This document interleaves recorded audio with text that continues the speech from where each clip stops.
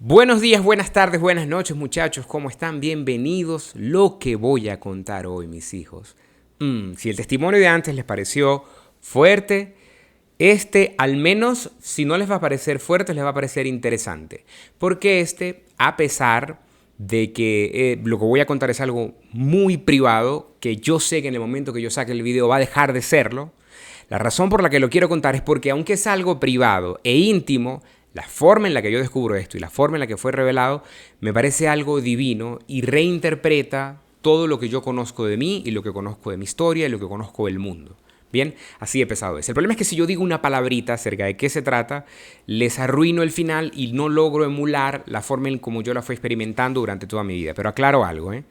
Esto es algo que gente que me conoce desde que tiene 4, 5, 6 años de edad, desde que yo soy un niño, no tienen idea, así que los voy a tomar por sorpresa. Al final tengo unas acotaciones que hacer, pero quiero que sepan que es algo, muy fuerte, que para mí es algo que sí es divino porque Dios me lo revela de una forma y que si yo no estuviera atravesando el proceso que estoy atravesando, nunca hubiese llegado a enfrentar a esa verdad, ni a conocerla, ni a tener esta conclusión.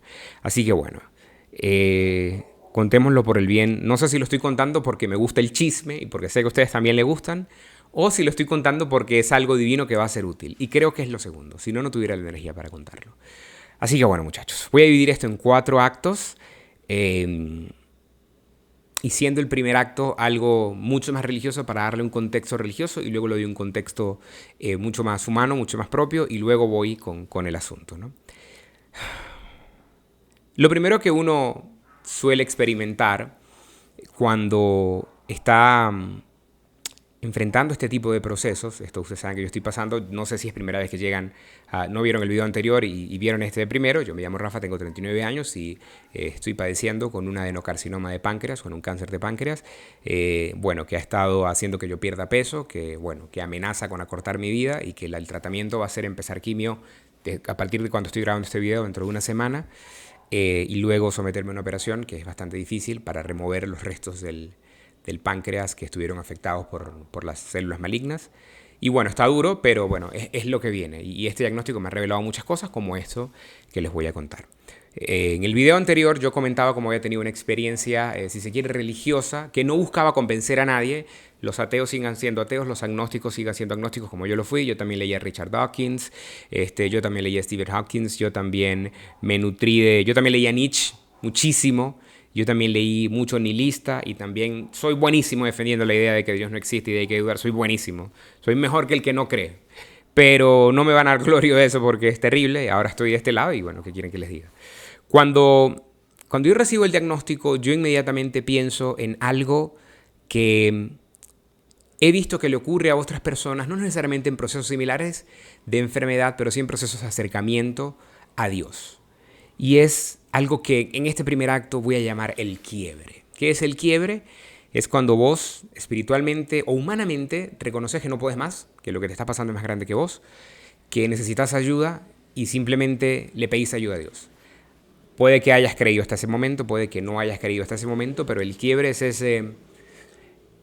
esa puesta de rodillas o espiritual o física que atraviesan la gente cuando se ve abrumado por las vicisitudes de la vida y decide entregarse a Dios. ¿Bien? Le pasa a la gente cuando está abrumada con el estudio y una situación familiar, le pasa a la gente cuando tiene cáncer, le pasa a la gente cuando emigra, le pasa a la gente cuando está estudiando 3 carreras, le pasa a la gente cuando no encuentra trabajo, ¿no? Y están alejados de Dios. Hay un punto donde se arrodillan o espiritualmente o físicamente y dicen, Dios mío, ayúdame, que esto es más grande que yo.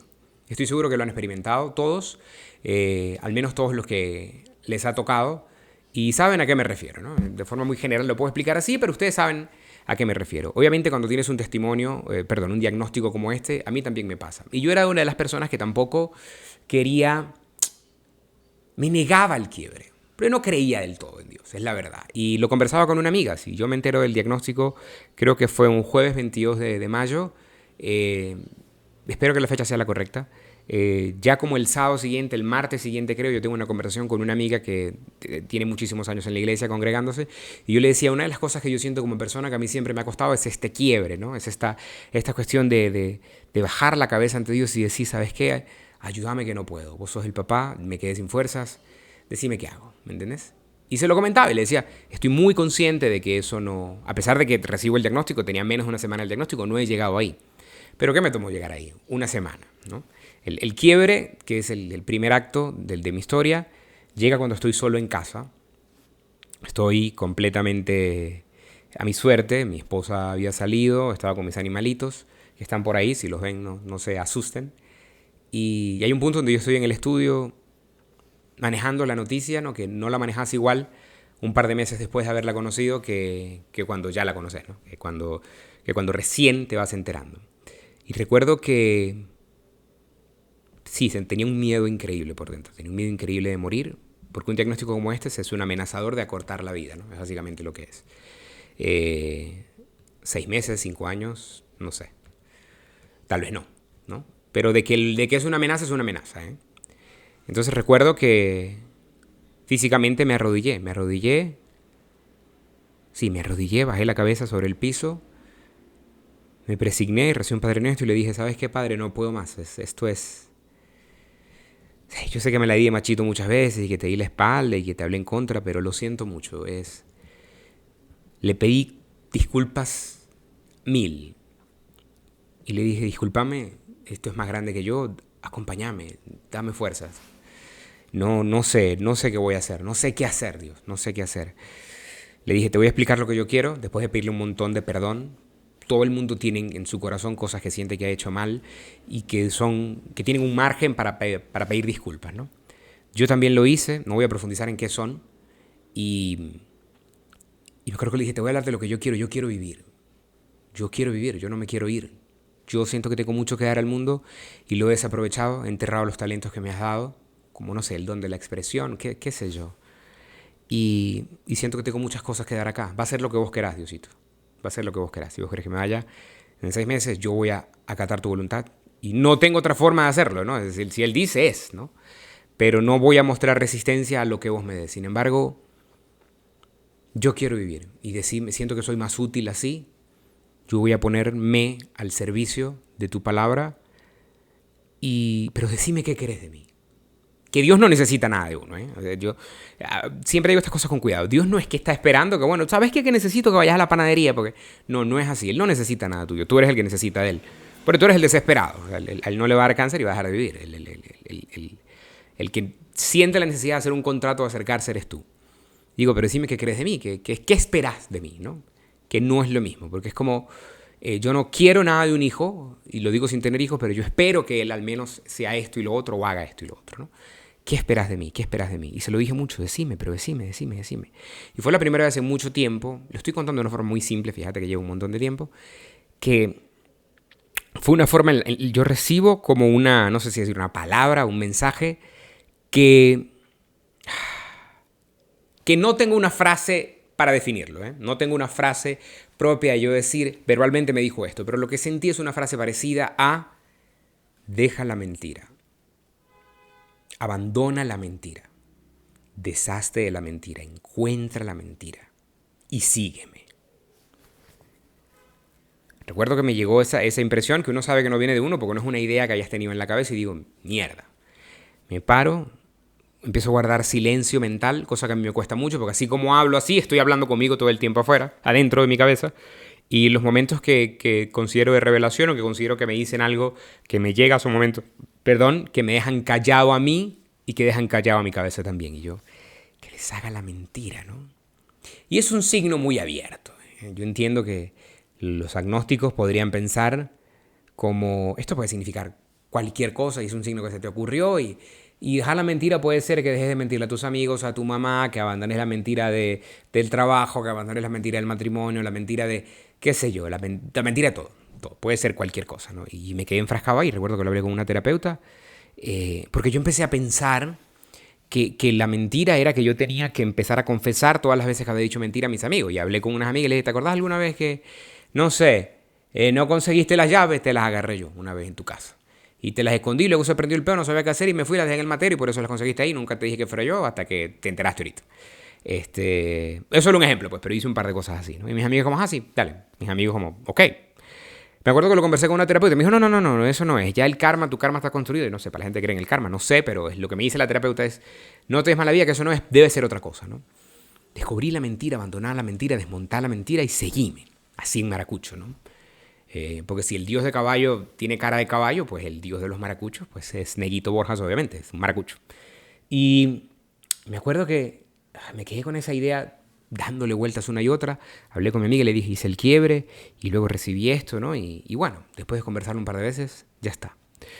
El segundo acto, ya luego de esta, no sé, frase divina que recibo, o este orden de descubrir la mentira, es el de ¿por qué a mí? Y esto es algo más humano y menos espiritual, no es alguien que me habla, ¿por qué a mí? Es una pregunta que se hacen todas las personas que reciben un diagnóstico como este. ¿Por qué a mí? Si tú estás viendo esto, estás escuchando este podcast, estás viendo este episodio, seguramente estás del lado del que no le ha dado. Y buenísimo, y que te quedes ahí toda la vida, que no le des tú a nadie, que de pronto se vuelve una noticia que el cáncer dejó de dar solo, que se cura bailando la Macarena, qué sé yo. Pero yo estuve allá también, o sea, yo no tenía nada. Yo también no tenía nada y le sacaba la alergia, me daba alergia a todas esas cosas y no miraba nada y tal. Y ahora estoy de este lado, o sea, no sé. De repente llegó el diagnóstico, me hicieron esta resonancia contrastada, revisamos adenocarcinoma de páncreas y ahora estoy de este lado. Y yo estaba del otro lado con la misma tranquilidad del que no lo tiene, ¿no? Y te empezás a preguntar inmediatamente, ¿por qué a mí? ¿Por qué a mí? ¿Por qué a mí? Pero es una pregunta que a quien uno se la puede hacer, al menos de forma clínica, es a los médicos, ¿eh? Y lo que pasa con los médicos es que todos son, al menos a quien yo le hice la pregunta, muy pragmáticos en ese sentido. Es que ya no tiene sentido, es que ya le dio. ¿Y para qué se arma la vida preguntándose? No, es que, ¿qué fue lo que hice? Que es que me acosté tarde. No, ya está, ya le dio, cúrese. Vaya al médico, sáquese, hágase la operación, hace la quimio. No se dé mala vida, mijo. Ya le dio, ya está. Pero a uno le queda la piquiña, ¿no? Y hay partes de la medicina alternativa, la medicina sistémica, que dicen, bueno, que de cada órgano está asociado a una emoción y luego la supresión de esa emoción o el mal manejo de una emoción se desarrollan enfermedades dentro de ciertos órganos y bueno, te puede dar cáncer en el corazón porque sos iracundo o porque reprimes mucha ira y así un montón de cosas, pero no hay una explicación, como digo, de la medicina tradicional, ¿no? A pesar de que le hice esta pregunta al cirujano, perdón, le hice esta pregunta al internista, que es quien me manda a hacer la resonancia y lo descubre, que dicho sea de paso, dijo, no esperé ver esto, para nada, no, jamás pensé que fuese a hacer esto, me sorprendió. Se la hice al cirujano general, se la hice al cirujano hepatobiliar y los tres coincidieron no solamente en el argumento, sino en el acento.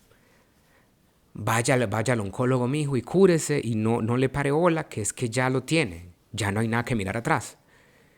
Pero mi esposa le hizo la pregunta a mi oncólogo, que es el médico al que uno siempre le tiene miedo, porque ir a un oncólogo quiere decir que estás empezando y enfrentando un proceso cancerígeno, ¿no? Entonces, obviamente, todos le van a temer al oncólogo. Se ha convertido en mi médico favorito porque es un tipazo. Y recuerdo que mi esposa le hace la pregunta en la primera consulta que tenemos con él y dice, ¿por qué le da esto? Y él, que al menos es mucho más joven que el resto de los médicos que me vieron, se tomó el tiempo de contestar la pregunta de una forma que le agradezco, ¿no? Recuerdo que levantó la cabeza y le dijo, creo que tengo algo que decir de eso. Y de él no voy a imitar el acento, ¿eh? Es un tipazo que no es que los otros no merecen respeto, pero a ver. Me dice, hay algo muy característico de este cáncer que vos tenés, que es que te dio muy joven, ¿eh? Tenés 39 años, no tenés ninguna comorbilidad, no es que está presente en otros órganos, también puede ser por cuándo se encontró, pero te da muy joven y muy ubicadito ahí, no fue que salió en el pulmón y en el riñón, y no fue que, ¿me entendés? Te dio muy, muy ubicadito allí, encapsulado en la cabeza del páncreas a esa edad, sin tener ninguna comorbilidad. Es casi probable, y estoy casi seguro que utilizó esta palabra él, que ese cáncer esté codificado en tu ADN. ¿Esto qué quiere decir? Hay un mapa genético que contiene todo tu ADN, tu explicación de lo que te puede pasar y lo que no te puede pasar y de lo que tu cuerpo va a manifestar y no va a manifestar, o puede no manifestar. Y debe haber una parte donde esté indicado eso, ¿no? Debe estar dentro del mapa genético. Y me dijo, te voy a mandar a hacer una cita con el genetista. Y el genetista es este doctor, después yo lo buscaré y creo que lo pondré por acá, es este doctor que estudia el gen humano, ¿no? Y más con un fin investigativo, al menos en primera instancia, trata de mirar unos genes, es un examen de sangre que se envió en laboratorio, trata de mirar una porción de tu mapa genético, de tu código genético, para ver si eso estaba allí y si hay otras cosas. Luego, en segunda instancia, si mi tratamiento de quimioterapia no funciona, me explicaba el oncólogo que hay algo que él puede ver en ese resultado genético que le ayuda a hacer algo con respecto al tumor que tengo. Bien, no sé si es un tratamiento paliativo por si llega a no tener remedio, o no sé si es algo con el que puede proceder cura, o si puede anticipar de que aparte en el páncreas puede salir en la uña del dedo chiquito del pie, no sé. El asunto es que en primera instancia era simplemente con un propósito investigativo y con conseguir el origen, ¿no? de por qué. La primera pregunta, no es la primera pregunta, pero una de las preguntas que me hace es: ¿tienes antecedentes de cáncer? Y yo digo, no, mi apellido es Burgos Ferrer, yo soy Rafael José Burgos Ferrer, de parte de los Burgos, que es mi papá. Yo nunca vi un cáncer en mi vida. El primer contacto que yo tengo con el cáncer es con una novia que yo tengo que era sobreviviente de cáncer y tiene una recaída mientras estamos en la relación. En la otra parte de mi apellido, que es Ferrer, que es por parte de mi mamá, yo nunca había visto un cáncer en mi vida, así que yo no tuve un contacto como con un familiar. Todos tienen un tío, un sobrino, una mamá, un abuelo. No lo tengo yo soy el primero que veo. Y él dice, eso es mucho más raro todavía, así que vamos con el genetista, ¿bien? La consulta con el oncólogo, esta consulta donde a mí él me indica eso y me explica más o menos el por qué a mí, bueno, no es que me da una respuesta, pero me dice, bueno, vamos a investigar para ver por qué, ¿no?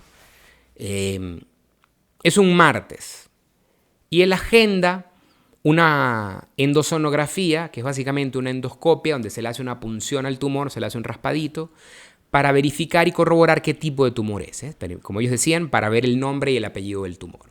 Porque están casi seguros a través de las imágenes y la resonancia y todo eso que es un adenocarcinoma, pero si luego vas a aplicar la medicina, vas a aplicar el politratamiento y resulta que no es, entonces es medicina incorrecta para una enfermedad incorrecta.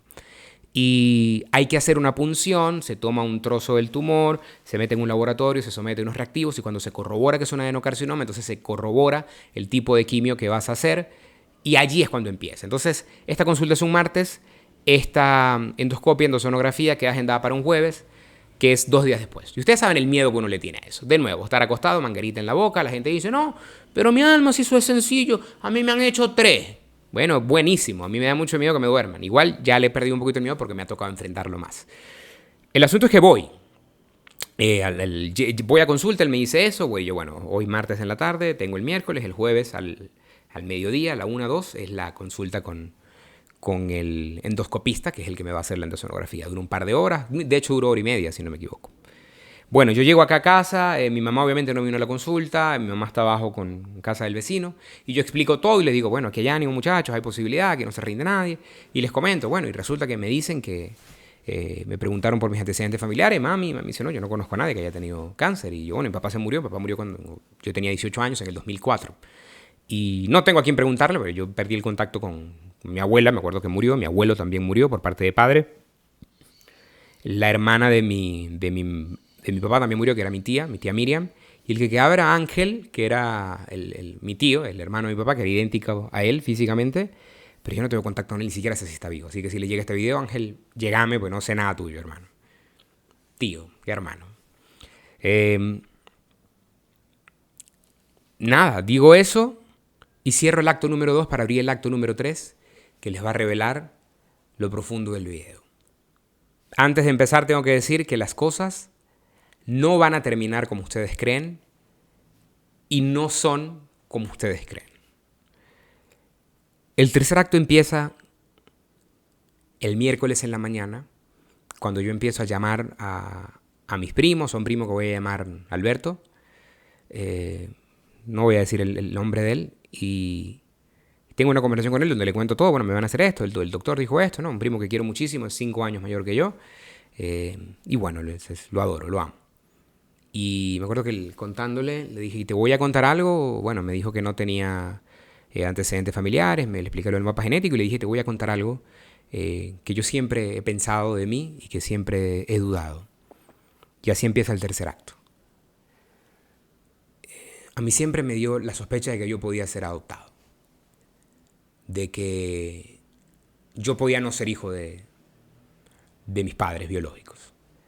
A lo mejor es una inseguridad estúpida, a lo mejor es algo basado en la nada, en la baja autoestima con la que uno crece o creció por una razón o por otra, pero es algo que siempre estuvo allí para mí.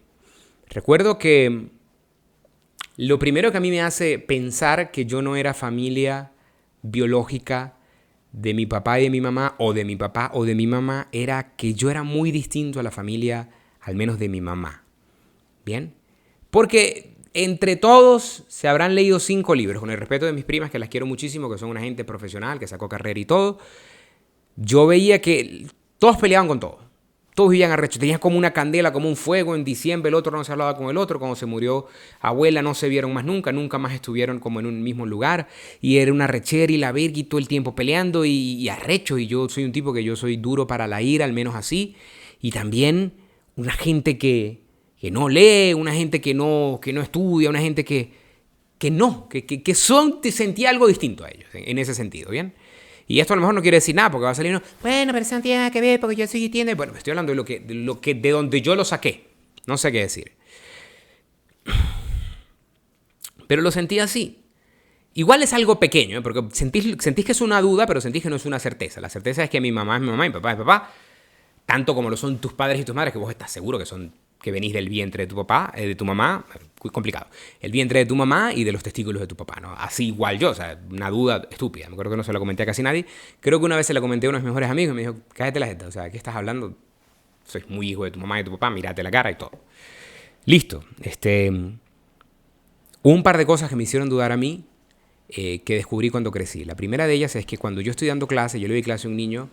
Voy a inventar el nombre, recuerdo su nombre perfectamente, se llama Ramón, estudiaba en 4º grado, y recuerdo que Ramón se descubrió que no era hijo de quien él creía que era hijo en 4º grado, te puedes imaginar, tenés que 10 años, 9 años, y recuerdo que fue un problema en el colegio, un problema para la maestra, y recuerdo yo también contando en casa todo lo que me pasaba en el trabajo, como lo hace todo el mundo, el trabajo lo comento un poco en casa, con el cónyuge, con la madre, qué sé yo.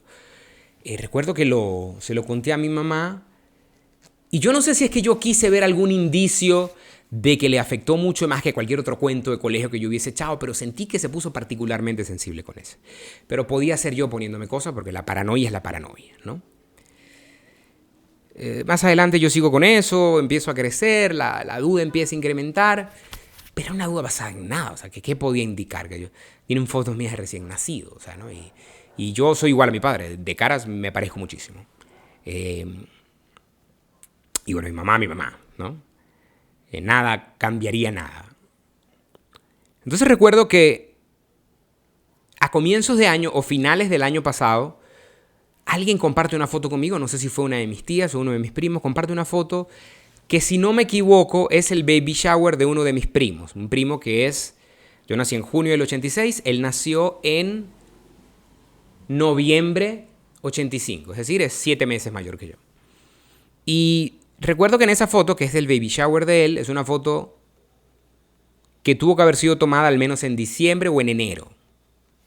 Diciembre 85, enero 86, ¿no? Que son unos 7 meses, 6 meses antes de mi nacimiento. En esta foto salen un montón de mujeres, un montón de tías, una foto bellísima, un montón de tías, y sale mi mamá con la barriga más plana que yo, ahorita que estoy en estado de desnutrición. Y que muy bien lo disimula esta chaqueta con estos pincitos que me regaló mi esposa.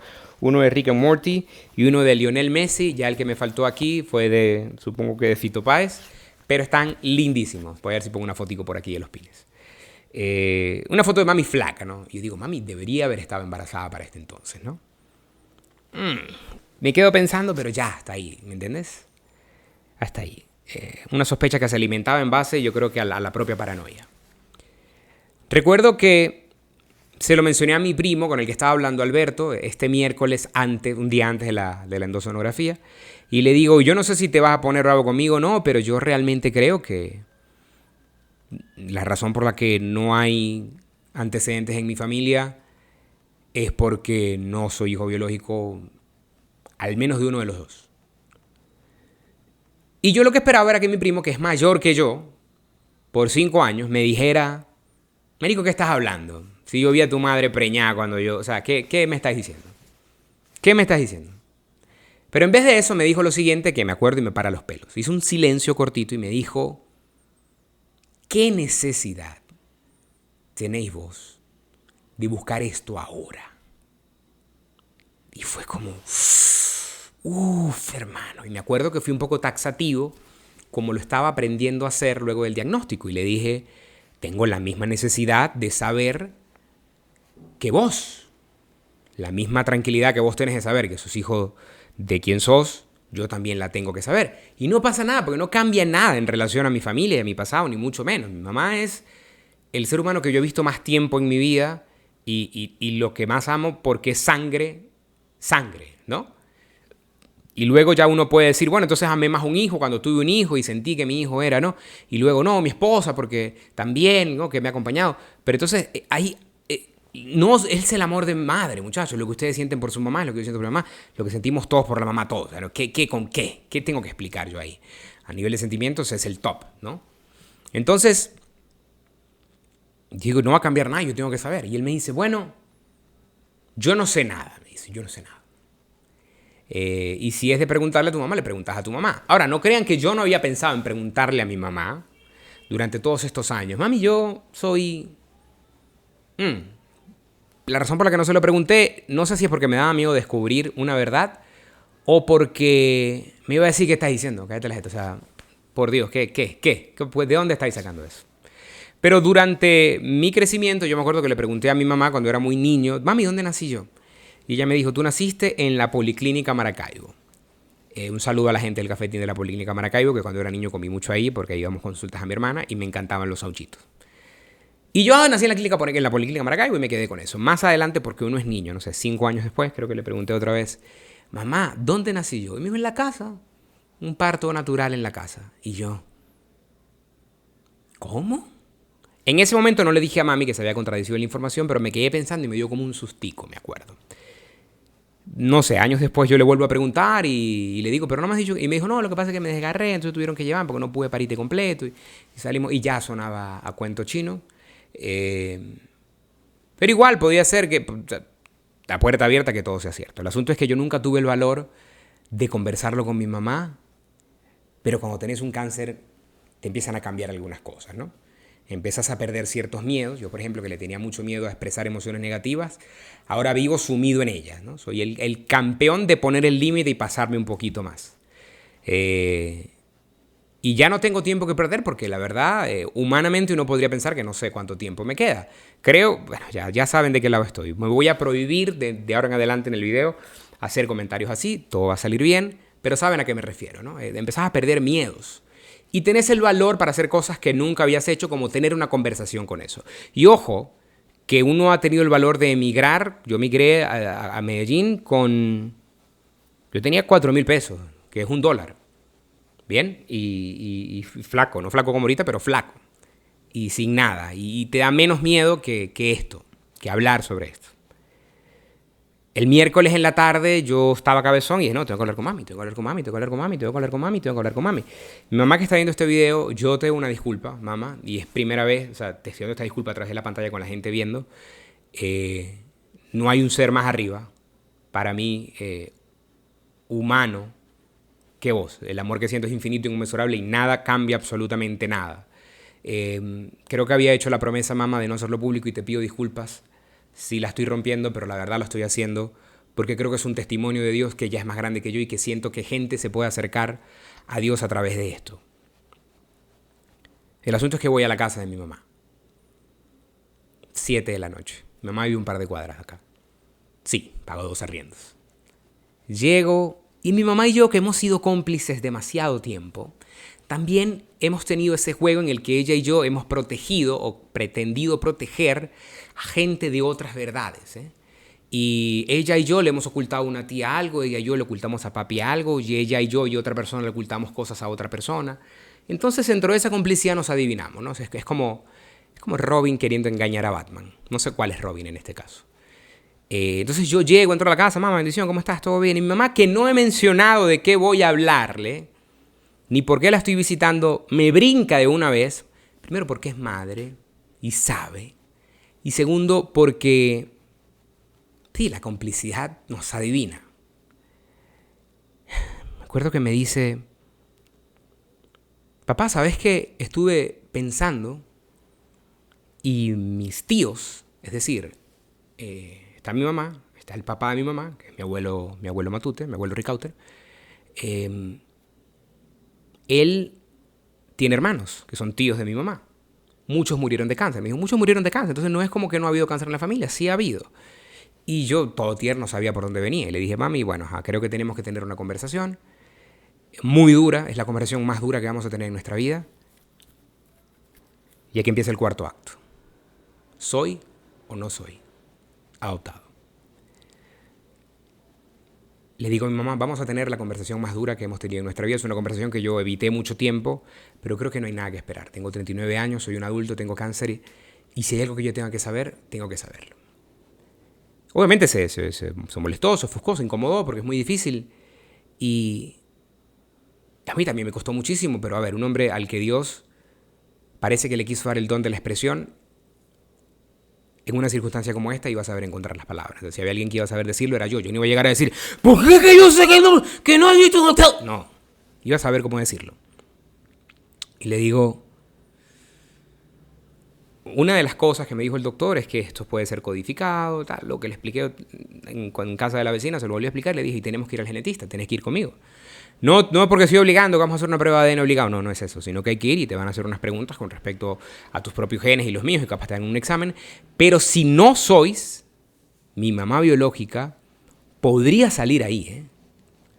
Entonces, claro, puso resistencia, me dijo, pero ¿por qué? ¿Por qué tengo que ir? ¿Te va a curar eso? Yo, bueno, en un principio no, pero ¿cuál es el miedo? O sea, ¿por qué no quieres ir? Si no quieres ir, es porque pasa algo, o sea, no, es que me da miedo las cosas que tienen que ver con cáncer, pero no te va a pasar nada, una sacada de sangre, comparan nuestros mapas genéticos y bien si hay alguna equivalencia y ya está, o sea, no. Y le dije, si no hay nada que temer, vamos, ¿eh?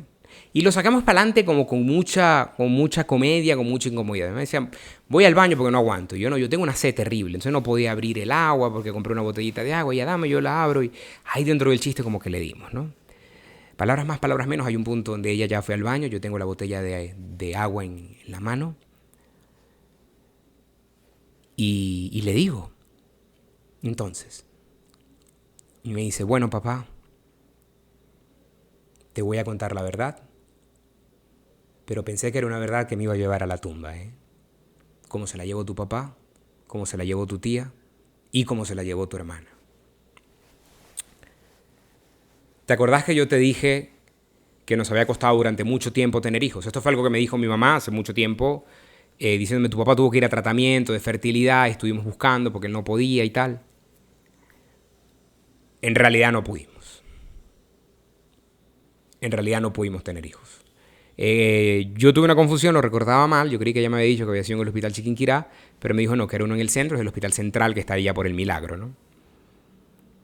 Ella me dijo, yo recibí una llamada de una enfermera que me conocía, porque yo había ido a hacerme tratamiento de fertilidad con tu papá en la clínica, en el hospital, y nos conocían y me llamó y me dijo, bueno, aquí hay un niño que acaba de nacer, cuya mamá murió en el parto y nosotros queremos saber, como ustedes están en búsqueda, son una buena pareja, si están interesados en adoptarlo. Yo dije que sí, llegó tu papá a la casa, dijo que sí, y al otro día de nacido estás vos en la casa. Bien. Estúpidamente lo primero que yo le pregunto es, pero sí nació un 3 de junio, ¿no? Y me dijo, sí naciste un 3 de junio. Y yo quiero que ustedes lo que piensen es que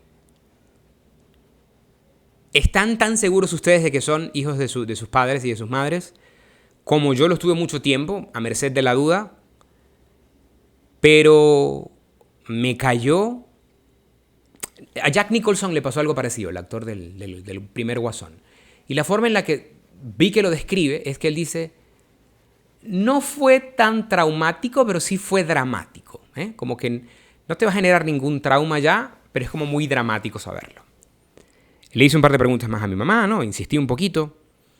Entonces, tal, y le dije, pero soy hijo de mi papá, y como que titubeó, y me dijo, sí, no, yo, pero sí o no.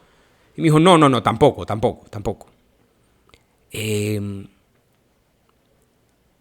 Y bueno, le dije, mamá, nada va a cambiar, no creas que te amo menos, te amo más ahora. Te amo más, te amo mucho más. Y el amor que uno siente por la madre a estas alturas y en estas situaciones, lo único que hace es multiplicarse. Recuerdo que cuando recibo el diagnóstico, a una de las personas que más me costaba decirle era mi mamá, se lo dije por una circunstancia que creo que contaré en otro video, pero contrario a lo que yo iba a pensar de que le iba a lastimar, de que cuando uno cree que está protegiendo a alguien, salvándole una verdad, te estás poniendo un peso que primero no mereces y segundo, que no es necesario que exista. Es un complejo de héroe basado en la nada. Amo mucho más a mi mamá hoy de lo que la amaba antes de ese día. Y todo sigue igual. Y mi mamá se ha convertido en una persona súper fuerte porque ha sobrevivido a la muerte de su mamá, de su papá, de su esposo, de su hija, al cáncer de su hijo. Duro, ¿eh? Muy duro. Muy duro. Pero ahí está. Y es mi madre y la amo infinito. Nada cambia nada, ¿eh? Nada cambia nada. Llego yo a la casa acá, atribuladísimo, habiéndole hecho la promesa a mi mamá que la rompí. No solamente de que no iba a salir de esas paredes, sino de que tampoco le iba a conversar con una de sus hermanas, con una de mis tías, ¿no? Y la razón por la que yo la rompo es porque, bueno, yo llego el miércoles en la noche, al otro día tengo la endosonografía y yo digo, no me puedo privar de saber una verdad trascendental de mi vida solo porque accedí a hacer una promesa. Esto es algo que ya tiene que ver conmigo, es mi verdad, es mi historia. Y en ese sentido, llamo a mi tía el otro día, jueves en la mañana, estoy hablando de que la llamo el jueves a las 9 de la mañana, y el jueves, ese mismo día, jueves 1:30 de la tarde, yo tengo la endosonografía, que implica 100 de propofol, que implica anestesia general, y que implica que si te quedaste ahí, te vas a ir sabiendo o sin saber. Entonces, me acuerdo que llamo a tía, todo bien, y le digo, bueno, tía, pasan 3 cosas. La primera es, le voy a hablar de algo serio de adulto a adulto. No quiero que llore, no quiero que cuelgue, no quiero que vaya a llamar a mi mamá. Lo hablamos entre usted y yo. Ya eso se rompió. Pero, bueno, ya yo sé que soy adoptado, sé unas cosas, y necesito que me cuente usted, ¿no? ¿Qué sabe? Porque a mí me costaba mucho dentro de este argumento saber que no era hijo biológico de mi papá. Porque me parezco mucho. Y porque yo construí toda mi imagen en función de esta figura paterna. Mi papá para mí es un superhéroe, es un super papá. Y contaré por qué en unos minutos, pero quiero terminar esta escena, ¿no? Y le digo, bueno, le cuento lo que me dice mamá. Ella me dice, dígame usted qué sabe, yo le cuento lo que sé. Y le digo, y la verdad es que te estoy llamando porque dudo que yo sea que no sea hijo de mi papá. Yo creo que sí soy hijo de mi papá. Y mi tía, taxativamente, me dice, y ella no se acuerda que me dijo esto, pero me dice, no sois hijo de tu papá porque tu papá era estéril, tu papá no pudo tener hijos. Tu papá lo intentó. Me dijo, tu papá fue un tipo muy mujerero, muy mujeriego. Y a lo mejor por fuera también intentó tener hijos. Y yo, cuando mi papá muere, yo tengo 18 años y empiezo a dar clases, yo me encuentro con familiares de mi papá y mujeres de mi papá. Y lo primero que hago es buscar si tengo hermanos. Y nunca salió ninguno y todos estaban seguros que yo era su hijo al menos, ¿no? O bien porque mi papá hizo un chanchullo y no soy su hijo, o bien porque soy su hijo biológico, no sé. Y de verdad no sé, ¿eh? Déjenme terminar esta parte. Ella me dice, de verdad no eres hijo de tu papá porque tu papá era estéril. Ella me dijo, yo estaba pasando por un momento muy difícil en ese entonces y yo lo que recuerdo es que un día llegaron contigo. Sí creo que fue una cuestión con una enfermera, pero tú sabes cómo era el secreteo entre mi mamá y tu papá. Entonces uno no preguntó nada y eso quedó así, ¿no? Pero sí, yo no creo que seas hijo de tu papá, me dijo mi tía. No eres hijo de tu papá. Y bueno, tampoco fue una conversación reveladora. Fue una conversación corroboradora. Es una conversación donde yo también descubro que si mi mamá sabe responder esta pregunta bien, yo no empiezo nada de esto. Y es que mi abuela, la mamá de mi mamá, sí murió de cáncer de estómago. Pero mi mamá no sabía. Mi mamá no sabía porque mi mamá nos está cuidando a mi hermana y a mí en el 92, cuando mi abuela muere. Y el doctor que le dice a la familia de mi mamá, esta señora tiene cáncer de estómago, estaba reunido con todos mis hermanos menos mi mamá, porque mi mamá me estaba cuidando a mí, estaba cuidando a mi hermana, que como ustedes saben era una niña especial. Entonces los hermanos se enteran de que la mamá, Eloísa, tiene cáncer de estómago y no le dicen a mi mamá para protegerla por esa cuestión, pero sí había antecedentes en mi mamá de cáncer de estómago y me entero ahora. Y empecé a ver que en mi familia, porque yo no voy a decir algo, yo voy a, así tal cual, a anunciar que hay una verdad que no voy a decir, y no hay una, hay varias verdades de mi familia que se han mantenido ocultas, que no es mi labor decirlas, pero sí tengo que decir que crecen como con un apego a la mentira, a la escondedera por una razón o por otra, y está todo perdonado de antemano. Yo guardo cero rencor con todo el mundo. Cero rencor por no saber. Cero rencor porque ellos supieron mucho tiempo y yo no. No pasa nada porque lo entiendo. Pero ahí entiendo el mensaje que me reveló Dios cuando me dijo: descubre la mentira, desata la mentira, desarma la mentira y ven a mí. Ahí lo entiendo. Porque si yo no recibo este diagnóstico, yo me muero sin saber, hermano. Yo me muero sin saber. Y lamentablemente, en cuestiones de opinión, de ocasión, tuve que esperar que me diera cáncer para enterarme. Porque si no, no ocurre nada. Me muero yo a los 85, 90 años, lo que Dios quiera que yo viva, y no me entero nunca. Así que descubrir la mentira ha sido el ejercicio por el que me ha llevado no solamente la palabra que creo que me da Dios y que me da Dios al momento de mi quiebre en el acto 1, sino que también se ha descubierto en una suerte de revelación. Y yo sé que al hablar yo de esto públicamente estoy abriendo un melón familiar, estoy consciente, pero yo hasta ahí, o sea, yo no tengo más nada que decir que contar mi historia. Si hay otras verdades o hay otras cosas que saber, no son mis verdades y no son mi responsabilidad. Mi responsabilidad soy yo. Y conversándolo con mi esposo y con otros amigos me decían, pero qué duro que tengas que enterarte de esto en este momento, ¿no? O sea, estás luchando, el venezolano que siempre le gusta usar la palabra la lucha, el pueblo, estás luchando por salir, por curarte, ¿no? Y recibes esto y yo no me duele nada, es hasta refrescante, sorprendente, pero refrescante. El asunto es que lo converso con mi primo, al que llamé Alberto, y bueno, nos sonó un poquito de verdad incompleta. Y él hizo esta investigación donde habló con otros familiares, primos, tíos, sobrinos, su propio papá, y le preguntó y le dijo lo mismo. Esa gente fue muy cerrada, un día llegaron con él, todos sabíamos que se iba a enterar en algún momento porque era un niño muy inteligente. Esto a la gente de mi bachillerato le debe dar risa porque cuando dicen que soy inteligente, y mi bachillerato fue terrible. Yo fui un alumno de 12, 13 puntos en Venezuela que evalúan sobre 20. Luego en la universidad yo descubro que no soy tan bruto como me hice sentir en la secundaria. Pero sí, fue un niño muy inteligente que se iba a dar cuenta, que se iba a descubrir, y la que le tiene que decir es ella. Yo no sé nada porque el día que pregunté tal, y más bien se va enterando la hija mía y se va enterando tal. Entonces uno preguntó y nadie le supo decir nada, ¿no? Al final él tiene una conversación con mi mamá y mi mamá a mí también me lo conversa. Un día que viene a casa yo me sentía súper mal, me estaba acompañando ella, mi esposa no estaba, y me confiesa algunas cosas que no me había confesado. Me dice que en verdad mi mamá no murió en el parto, y mira el hype con el que lo conté.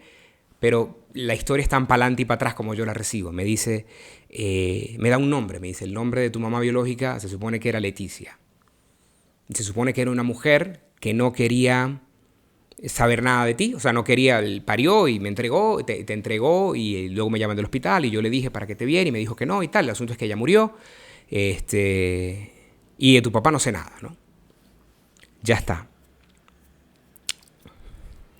Así que si me van a preguntar ahorita si yo sé completo, no sé. ¿Por qué? Y esto es lo más candela que voy a soltar. En una conversación que tiene mi tía con mi mamá, mi tía, que no se acuerda, le dice, es una bomba que yo suelte esto, le dice, yo le dije a él que sí era hijo de su papá, para que no busque por ese lado porque ya su papá se murió. No me dijo eso, me dijo lo contrario. Me dijo, tú no eres hijo de tu papá. Cuando hablamos por teléfono me dijo, tú no eres hijo de tu papá.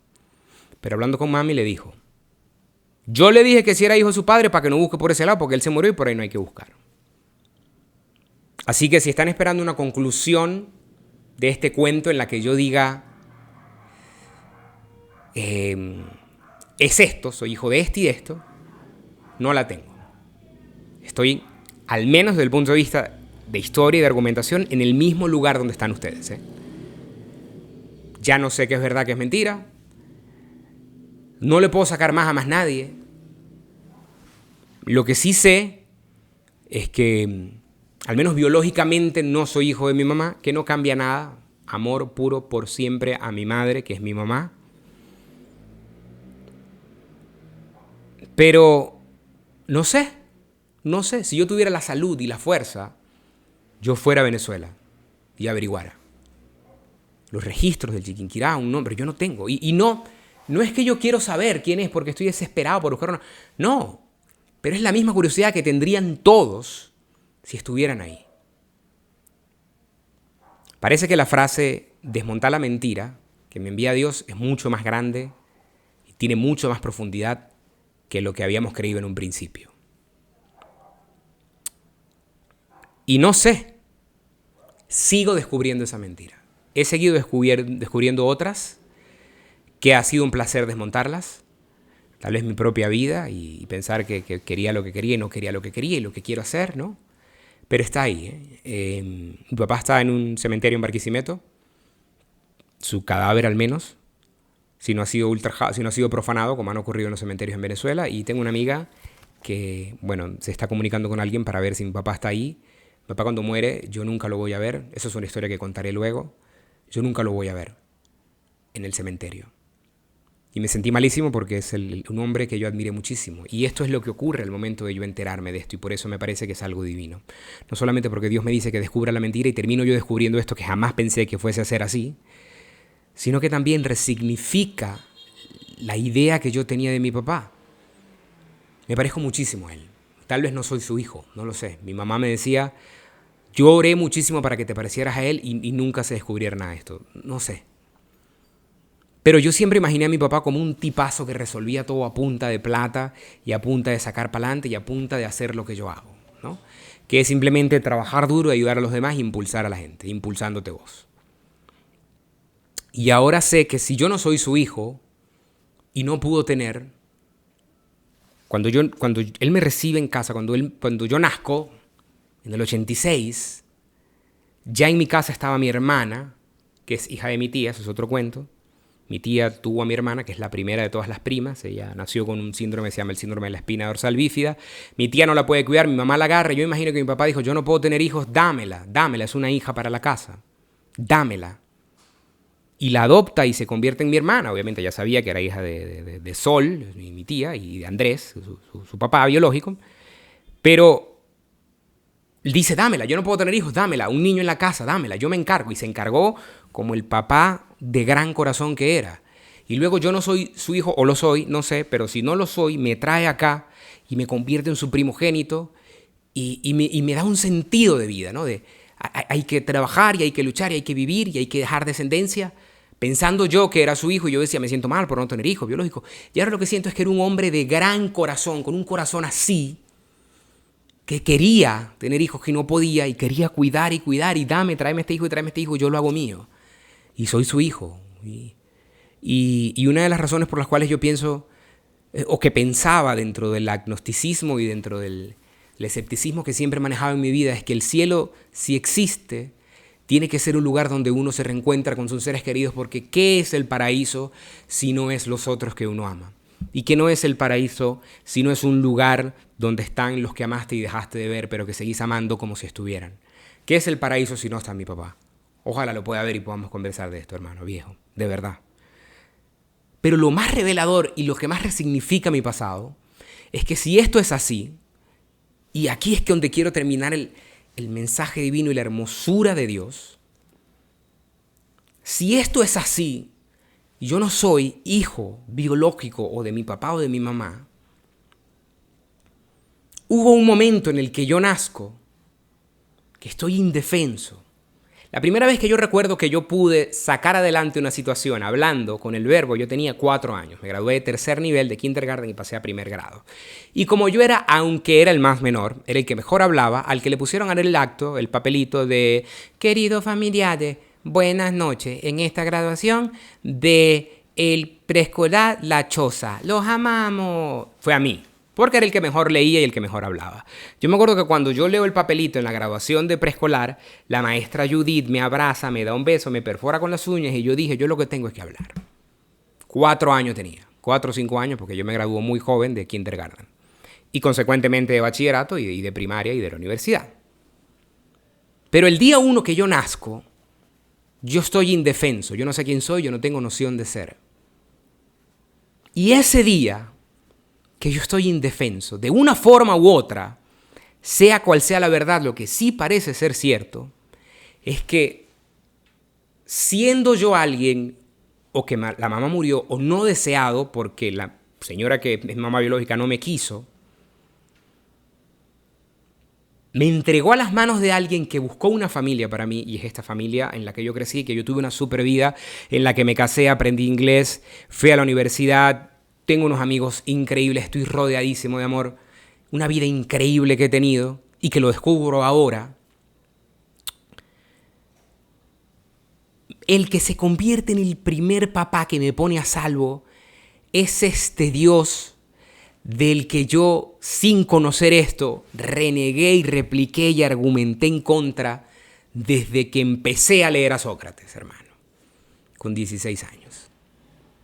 Entonces, mi papá Rafito, hermoso, que lo amo y espero encontrármelo en el paraíso, mi papá sería un segundo papá, porque el primer papá es ese papá que evita que yo termine como pude haber terminado, que es en un retén, hermano, que es en una casa de cuido, que es pidiendo en la calle, que es ser un niño de calle que alquilan para pedir, que es en las drogas, que es Dios, que es mi primer papá. Porque si yo, en la indefensión de ser bebé, no hay algo que intercede y me pone en esta familia hermosa que tuve, que he tenido una super vida, si eso no ocurre gracias a que Dios intercede, yo hubiese tenido cualquier otro destino distinto al que tengo. Y sí, para mí, yo no sé, yo no estoy buscando convencer a nadie, hermano. Esto no es para que lo vea un video el agnóstico y diga, ¿sabéis qué? Tenéis razón. No, yo estuve ahí hace 4 meses, hermano. No pasa nada. Y no es que este es el lado del que hay que estar, lo que les dé la gana. Pero para mí, con este diagnóstico, con este quiebre, con esta palabra que yo recibo, con este dolor acá, en el abdomen, con esta pérdida de peso, con estos misterios, estas verdades, entendiendo esto, no me es posible pensar que Dios no está detrás. No puedo pensar otra cosa.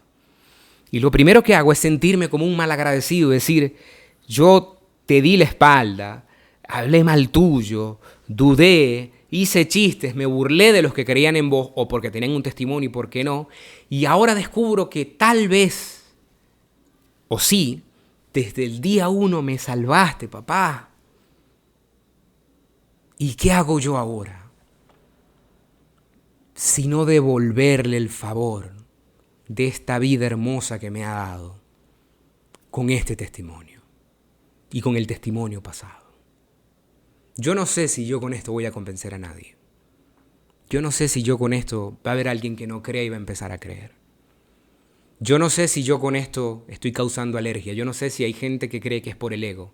Lo decían en unas historias. Yo no sé cómo salirme de esto para que quede el mensaje y no quede yo. Yo lo único que cuento es lo que les pasa. A ver si les llega la fe por ósmosis o por contagio. Yo lo único que sé es que en este proceso he descubierto verdades que pensé que nunca iba a descubrir. De una forma en la que pensé que nunca iba a descubrir. Y que para mí está teniendo una sola respuesta, que es Dios. Yo no sé si me voy a joder, hermano. Y disculpen que rompen la promesa que hice hace algunos minutos. No lo sé. Y con gusto que lo digan los intelectuales. Bueno, pero es que es jodido porque ese es el cáncer más. Que lo digan ellos. Cuando sea ellos el que lo tengan en la barriga, quiero escuchar que lo digan igual. Son días de paz.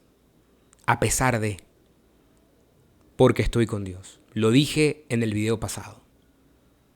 Más atribulado y más infeliz estaba cuando no tenía cáncer que ahorita.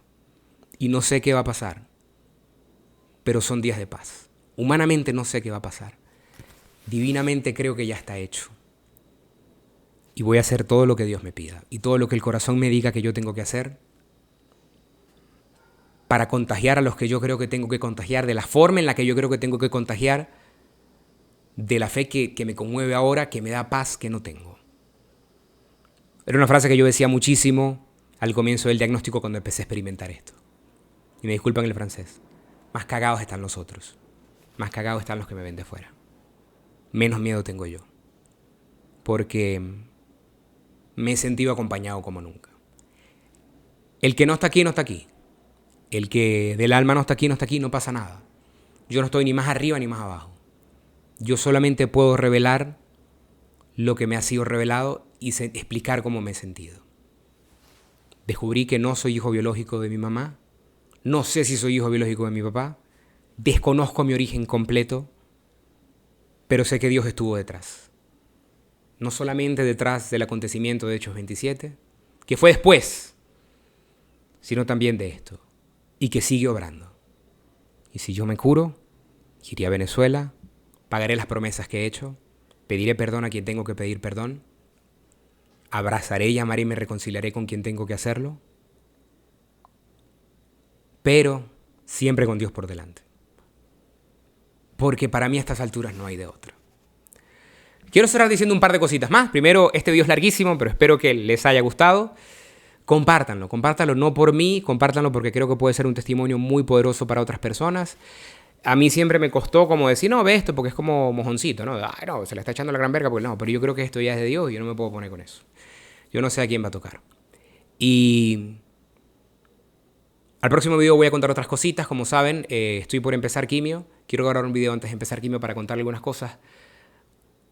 Dios no siempre tiene historias de misterio ni de revelación. Yo también tengo cosas que decir que son muy normales, que no siempre son fantásticas, que no siempre son apariciones, que no siempre son tal, pero que me parecen valiosas de compartir. Por ahora tengo que decirles que gracias por todos, absolutamente todos los mensajes de apoyo, todas las cosas que comparten, todas las cosas que me escriben. No les contesto a todos, pero los quiero muchísimo. Yo no soy famoso, ni pretendo serlo, pero el amor que me dan, cómo me ayuda. Cómo me ayudan. Quiero hacer una mención especial antes de terminar el video. Podría mencionar a varias personas, pero quiero cerrar para dar honor a quien honor merece. Si mi esposa me hubiese muerto el año pasado. Ustedes saben lo que es estar casado. Duro, difícil. Duro para atrás, duro para adelante. Difícil para atrás, difícil para adelante. A mí físicamente mi esposa me carga. Yo estoy flaquito. Físicamente mi esposa me carga. Le he llorado encima 1 hora. La despierto a las 2 de la mañana cuando tengo dolor. Se la pasaba caminando en centros comerciales, se la pasa caminando en hospitales. Buscando citas. Ya no sabe nombres de marcas de ropa, sabe nombres de médicos. Citas, medicinas. Honor a quien honor merece. Les voy a dejar su Instagram acá, si la quieren ir a felicitar y dar las gracias. Perfecto. Siempre pensé, esto es algo muy privado también de contar, que por cuestiones de dinámicas de la relación, estaba yo dando más. Ahora siento que estoy en deuda.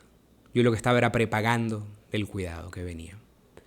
Y no sé cómo vayan a terminar las cosas en nada, en mi vida, en mi relación, en Dios, en mi salud, con todo. O sí sé, yo creo que lo vamos a lograr, hermano, ya está. Duro, creo que va a ser durísimo, pero no imposible. Duro, creo que va a ser duro y creo que no ha empezado lo difícil. Que los dolores son para volverse loco a veces. Pero yo creo que lo vamos a lograr. Y cuando lo logremos, que estemos arriba, si Dios nos los permite, tocamos la campana.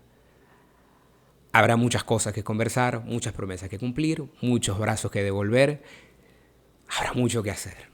Pero por ahora, que nos acompañe Dios. Los quiero muchísimo, muchísimo y nos vemos en el próximo video. Compartan, campanita, like. ¿Para qué? Para que le salga más gente, envíenselo a la gente que ustedes creen que le puede gustar. ¡Chao!